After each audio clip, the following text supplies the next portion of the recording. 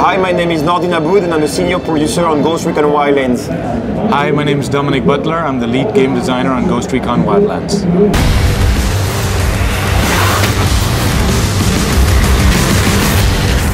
First of all, where did the idea for Ghost Recon Wildlands come from? So when we finished Ghost Recon Future Soldier, the team took stock, looked at what went well, what we could have improved on, and basically we looked to see where we could take the series, where we could improve, and we knew we wanted to take the world to an open world, to open it up to player choice, player interpretation, and allow players to kind of write their own story. It's not a new idea on the franchise in terms of the team have wanted to do this for some time, but it's only really utilizing the power of the next-gen consoles, utilizing the strength of the Xbox One, that we're finally able to realize this dream. I think it was David Coburn who said during the demo, this is the biggest Ubisoft open world you guys have ever done. Is that true? Yeah, it's actually, to be very precise, it's our biggest open world action adventure. Because obviously the crew is a very big game, but when you look at the action adventure compared to our other games, yes, this is by far our biggest, clearly. But what is interesting inside is big is good, but it's even better in this case because of what it brings in terms of tactical. I was the producer on Grow to PC, I was working on GRFS, and we were always facing issues with how we can be tactical as it is in real life, and at the same time have a fun game. And as soon as we have the open world, what is crazy is that you can choose your weapons, but also your vehicles. You can choose the place you're going to attack, the time of the day, all those elements that actually the real guys have to choose, but finally it's possible in this open world. So clearly the idea of this tactical being able thanks to this massive open world. So yes, it's our biggest, but it's also our most tactical game up to date.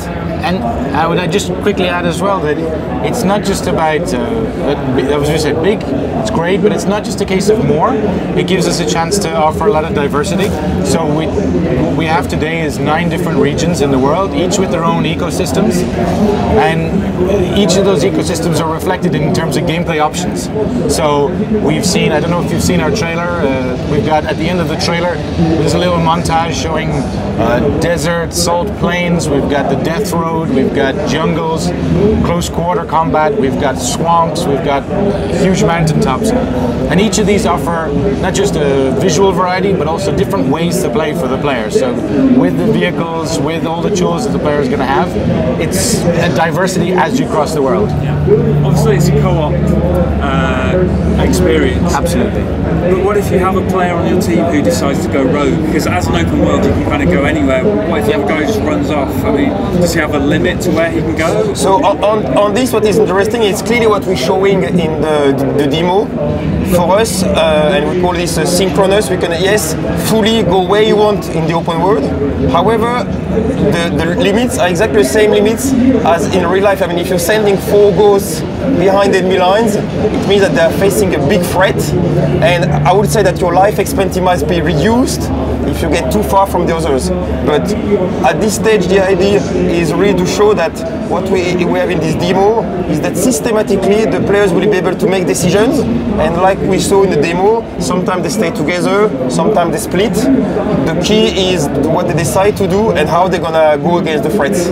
So the game definitely offers the players the choice to do that and the chance to lone wolf it, to go and make their own choices. But as well, for sure, we're going to have systems within the game that support and really help support and enforce that cooperation. But the players aren't forced to do it. Is it a difficult design challenge creating missions that kind of foster that type of cooperative gameplay in an open world? Well, what it meant was we had to rethink the way we had our mission structure. Traditionally, we had our mission giver that was there. We were forced in one path to do one thing, sequence of events, and now the game is completely open. It's a non-linear campaign, so the players are free to discover those missions, play them in any order they want, and really take advantage of everything from day-night cycle to weather to what's going on in the world in terms of faction warfare. To make those choices is the best opportunity to complete those missions. But it's more a case of creating a massive open world with these systems going on inside, and then telling a story in that world rather than creating the world just to tell a story. And in terms of customization, I mean, Future Soldier is quite cool at the Gunsmith. Is anything like that coming back for Wildlands? So at this stage, as you can see, the game is massive. So I mean, we have lots of content. We worked on that for 3 years.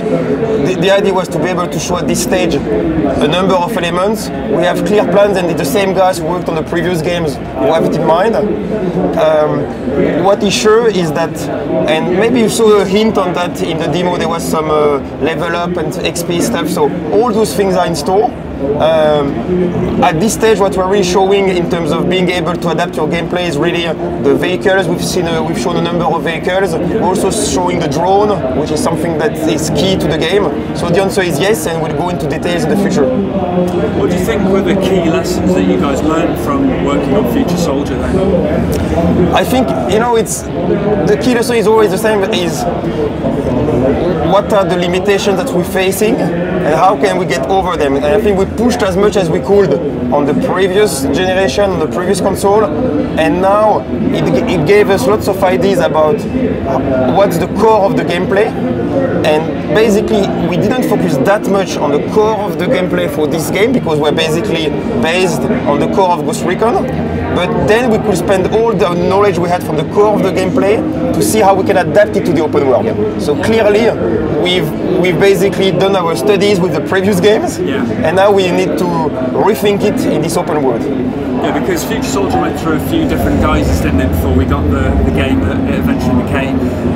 Do you feel like you had a clearer vision of what you wanted to do on this one then from the beginning? I mean, one thing is sure is that, and I think it's also linked to the fact that you're lucky of being at the good moment in terms of generation and all, and the team did great things with Advanced Warfighter, etc. The good thing here is that we're kind of lucky, let's say, at the right moment with the new Xbox coming.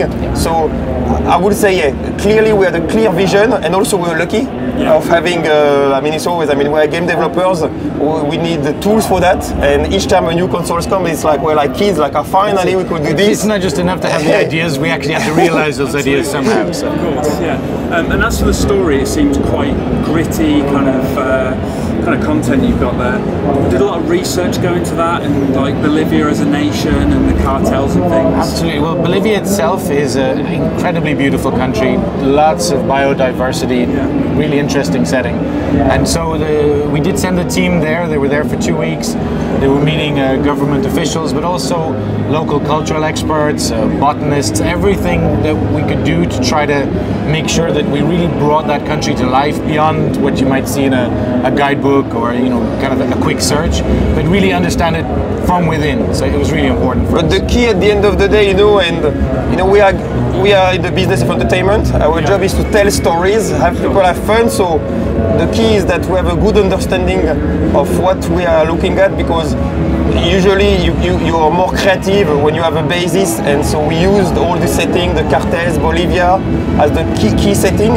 However, then we worked on this crazy story. Having this alliance between the cartels, the narco state. We are clearly in Tom Clancy. We are making up this story, but we feel strong because we have enough elements to be able to create something that the people have the feeling that it's real. And the goal at the end of the day, when you're playing a game, what you really want to do is to feel at home inside the game. And with all this background mixed with the creative side, we consider that we were good enough to be able to show it today. If you had to isolate one key feature that you're most excited about to get into players' hands in Wildlands, what I would say here is, and it also links to the fact that we use some stuff we learned from the past. I wouldn't just take one feature. The key thing I would have in mind, and that's, as a producer working with creative people, and you're like, maybe we can do it, I'm not sure, let's see. Right now, having at the same time a game that is open world, co-op, military, and shooter, this is crazy. It's very difficult to believe. As far as I know, it's unique because you have military shooter. You have all the crazy ideas that come with being the soldier. You have the pleasure of handling all this weaponry, all those tools and all, set in an open world with all those missions. And finally, on top of that, you have the full co-op when you can separate. It's even from a producer point of view, it's like, wow, it's a dream come true. We managed to do it.